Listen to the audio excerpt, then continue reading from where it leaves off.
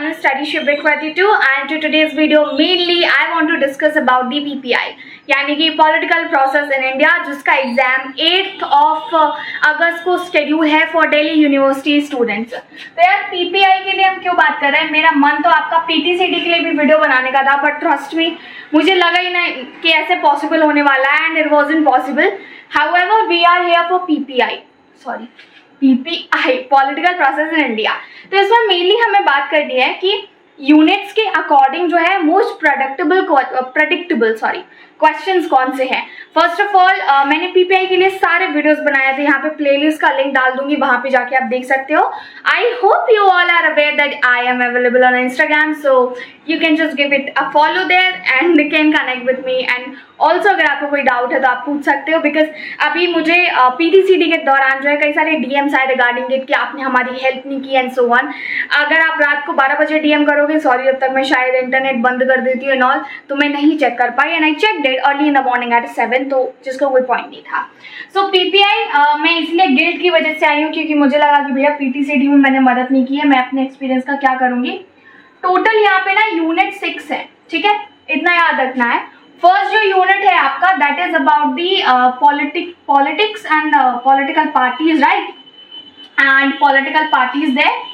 सो political parties second, थोड़ा सा name में डिफरेंस हो सकता है, मैंने क्योंकि बहुत ज़्यादा कोशिश की कि मैं मेमोराइज कर लूँ अच्छा वो कौन सी यूनिट है, बट शायद I will be here disturbing a bit. Election and electoral process, ठीक है, election and electoral process. Next is going to be that is about religion and politics. So religion and politics. इसमें mainly ना आपका communism and secularism है, and then we will be going for our unit politics. There is one unit that is by name caste and politics. Caste and politics. फिर आपका जो 5th unit है ना that is tribes and politics. And tribes and politics, और last है changing nature of Indian state. So the changing nature of Indian state. अभी इसमें से क्या आता है, मैं कई बार ये बात बोल चुकी हूँ कि इट इज़ वेरी इजी, जब आप ग्रेजुएशन में होते हो तो क्वेश्चंस को प्रेडिक्ट करना आसान होता है। इसके मैं 2 स्पेसिफिक रीजन बता देती हूँ। अप टू 12th आपका इतना जो है प्रेडिक्टेबल स्किल अच्छा नहीं होता, you know, you are not that much aware कि अच्छा इतना ज़्यादा एनालाइज नहीं कर पाते, सब हो सकते हैं कुछ कर लेते हो, लाइक बेसिकली नहीं होते उस टाइम पे। ग्रेजुएशन में लास्ट आप 5 इयर्स के पेपर 5 इयर्स देखोगे तो भैया सिलेबस में चेंज आया है, पिछले 2 साल के भी देख लोगे, you will see the difference in it. तो जब हम politics and political party unit first की बात कर रहे हैं ना, इसमें मेनली है कि जो मल्टी पार्टी सिस्टम है, 1 पार्टी सिस्टम है, 2 पार्टी सिस्टम है, उसके बारे में बात की गई है।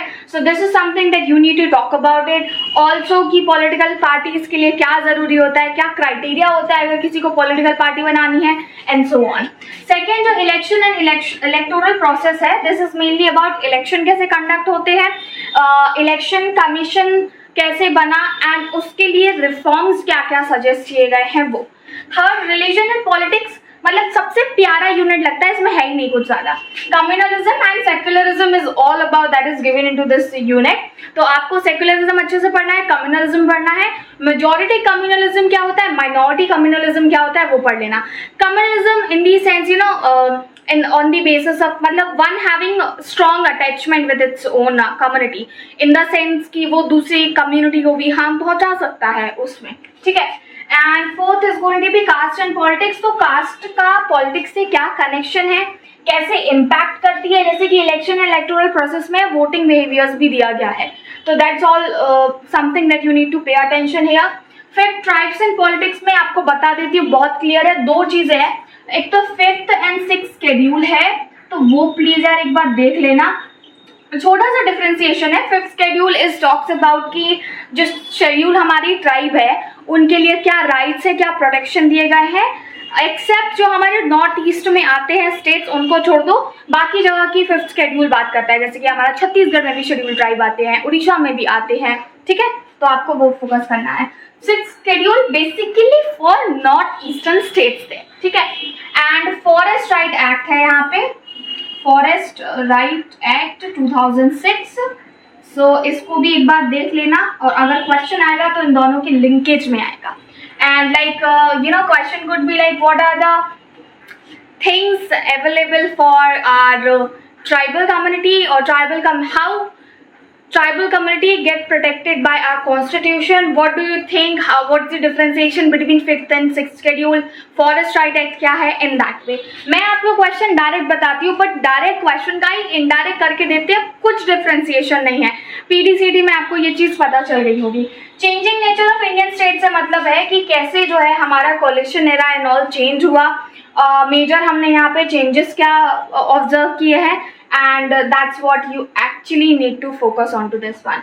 सो पॉलिटाइजेशन कैसे होता है एंड कास्टिसाइजेशन कैसे होता है, दैट्स इट. अगर मैं एक बार खुल के बोलूँ कि क्या आपको टॉपिक्स करने हैं, पॉलिटिक्स एंड पॉलिटिकल पार्टी से आप ये देख लीजिएगा पॉलिटिकल पार्टीज का फॉर्मेशन इंडिया में कैसे होता है. इंडिया में मेनली कौन सा पार्टी सिस्टम चलता है, 1 पार्टी सिस्टम, 2 पार्टी सिस्टम और multi party system. 2 question multi party system पे आने वाला है, बट स्टिल आपको 1 पार्टी एंड 2 पार्टी एक्सप्लेन करना होगा. Trust me, it is easy. ठीक है, कुछ एग्जाम्पल्स दे देना. 1 पार्टी के लिए आप यूएसए का एग्जाम्पल दे देना, 2 पार्टी के लिए आएगा वो. 1 पार्टी के लिए चाइना रशिया का एग्जाम्पल दे देना. 2 पार्टी के लिए यूएसए का एग्जाम्पल देना. मल्टी पार्टी के लिए इंडिया बेस्ट है. ठीक है, इंडिया के सिनेरियोज भी एक्सप्लेन करने होंगे. Question is mainly based upon this as well कि 1989 के बाद फ्रेगमेंटेशन कैसे हुआ इंडिया के पॉलिटिक्स में. मतलब 1989 से ना 1999 तक हम इसको कोलिशन एरा बोलते हैं. तो ये कोलिशन एरा किन सर्कमस्टांसेस की वजह से इमर्ज हुआ, प्रिटी सिंपल, क्लास 12 में पढ़ा होगा, वही उठा के डाल देना, दैट्स इट. ग्रेजुएशन में बोलती हूँ ना कि क्वेश्चंस प्रेडिक्टेबल होते हैं, बट सब कोई जो है स्कोर नहीं कर पाता. इसका एक सबसे बड़ा रीजन है कि आंसर राइटिंग में चूक जाते हैं. मतलब मैं बता भी दूंगी ना सब ये है, बट फिर भी आपको ना 2-3 पेज के बाद समझ नहीं आएगा यार क्या लिख दिया हम इसमें. That is something is really important है. नेक्स्ट रिलीजन एंड पॉलिटिक्स की बात कर लेते हैं. तो communalism, secularism top. Majority communalism क्या होता है, पॉपुलर क्वेश्चन है, लास्ट 2 साल से रिपीट हो रहा है, तो आप इसके लिए एक बार कंसिडरेशन में ले सकते हो. इंडिया का सेक्युलरिज्म किस टाइप का है, वैसे तो आपको कंपैरिजन नहीं देंगे कि इंडिया का सेक्युलरिज्म वेस्टर्न से कैसे डिफरेंट है, बट स्टिल अगर आप कर लोगे तो बढ़िया है. But my suggestion is just कि कम्युनलिज्म के अच्छे एग्जांपल करके जाना. 1984 का राइट आप एक्सप्लेन कर सकते हो, and if you have other, for instance 1947 का भी कर सकते हो, और बाकी भी आप यहाँ पे ऐड कर सकते हो जिसमें कम्युनलिज्म की वजह से जो राइट्स हुए थे वो. कास्ट एंड पॉलिटिक्स में रिमेंबर कि वोट बिहेवियर जो है हमारा, वोटिंग बिहेवियर कैसे कास्ट की वजह से इम्पैक्ट होता है. Why caste is one of the crucial factor in India. This is the question जो आपको आएगा.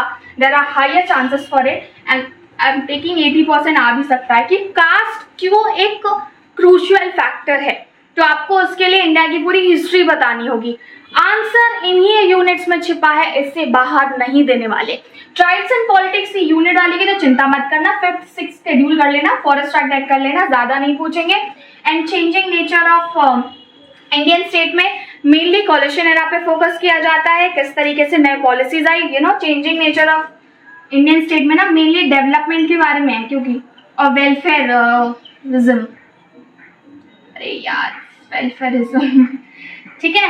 And affirmative action, how can I forget it, affirmative action. तो affirmative action how it is actually connected to our development and welfarism, बड़ा आसान है. Affirmative action, positive action जो government provide कराती है और देती है, you can say by providing some schemes, policies for our scheduled tribe, scheduled castes, OBC and all those who actually need it, poor people you can say. तो development में ultimately affirmative action work करेगा. कैसे करेगा, by doing the welfarism. तो ये तीनों ही term connected है. इसमें मेनली ना अफर्मेटिव एक्शन पे अगर कोई सवाल आएगा तो उसमें वो कहते हैं जस्टिफाई दी स्टेटमेंट. तो इससे मतलब होता है कि भैया एग्जाम्पल चाहिए उनको. तो बेटी बचाओ आंदोलन जो है उसका एग्जाम्पल दे देना, गरीबी हटाओ जो 1970 में दिया था इंदिरा गांधी ने, देन से आयुष्मान योजना जो अभी नरेंद्र मोदी लाए थे. And there are multiple, there are multiple. जो बिहार का सिनेरियो था मैंने बताया था, नीतीश कुमार ने किस तरह के पॉलिसीज लाए थे in order to attract the women voter there. So all is something that is required here. I will be providing the list of the questions tomorrow.